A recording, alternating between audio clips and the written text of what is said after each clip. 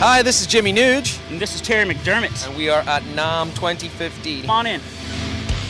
NAMM 2015. We're actually at the Shure booth right now, checking it out. We're checking in with Mark right here. Mark, tell us a little bit about what's going on and what new products are coming out this year.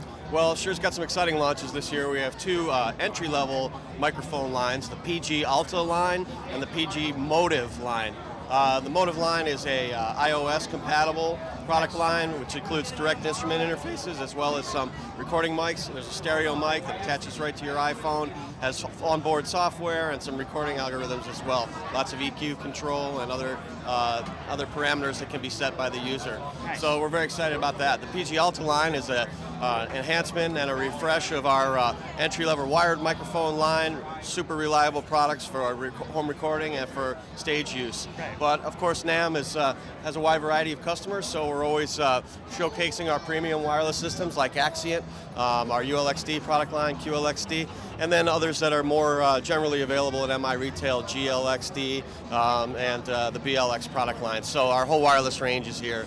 In addition, our whole full range of listening products is here, headphones, earphones. Most folks are going after demos of the SE846, our top-of-the-line earphone right now. Nice. We're seeing a lot of wide eyes and big wows.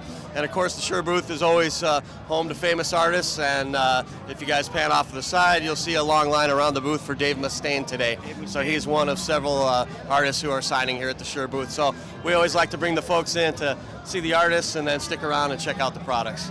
That's very awesome, man. Any questions you had? I noticed that obviously Shure has possibly, arguably, the most famous microphone in the world, which is the SM58. Yes. Or perhaps even the 57. Yes. What else have you got on your product line that competes with that for a live stage Rode mic? Well, I think the SM58 is sort of a benchmark. It's a standard, world standard, right? So what we tried to do is take that 58 franchise into higher tier product lines and into lower ones. So for instance, the PG Alta microphone line that I mentioned today, there is a PG 58, so that's a more affordable option. Well, going up, of course, you have the Beta 58, right, which has a hardened grill and a super cardioid pattern, so that's intended for use in more difficult stage environments where feedback suppression and output is important. So, the 58 is kind of the benchmark, and then we surround it at price points above it and below it. Awesome. I guess I should mention also it's the 75th anniversary of our Model 55, the Unidyne, the famous Unidyne microphone. So if you guys might want to go over and take a quick picture of that because it is a limited edition.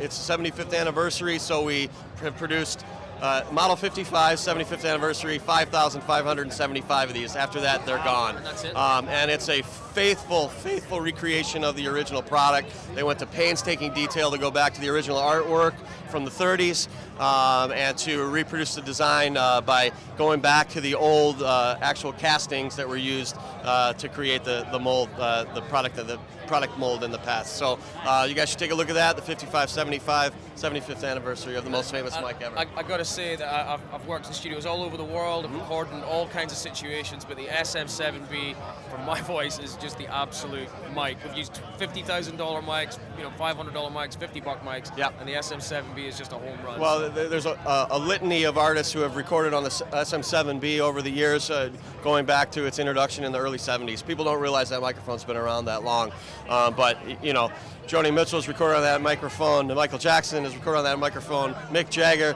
Tony Clitus. I mean, you can go on and on. It's enormously versatile. Absolutely. As well, tremendously versatile. Right, so the 7 and the 57 and the 58 all share a common cartridge architecture, but the housings that are around them are what create the different characteristics. So the SM7 is, we're thrilled to see people taking a renewed interest in that, and I think it's has to do with a lot more people are doing recording at home now, right? So, and they're going back and digging into these great records and looking at what products were used, and the SM7 was there more often than not. Yeah, and I think certainly in terms of affordability, having one of them in a home rig is very achievable. And No question. It makes it very popular. Yeah, and I think for a lot of people, it's the one mic that can work on the most different voices. Yeah. Right? Absolutely. Yep. Well, you keep making them, we'll keep using them. Absolutely. We're going to keep making them. There's no doubt about it. Right on, Mark. Thanks, Thank you guys. for your time. Absolutely, Taking James. the Shure, and happy Thanks, guys. birthday to number 55 right there. We're going to check 55. your TV.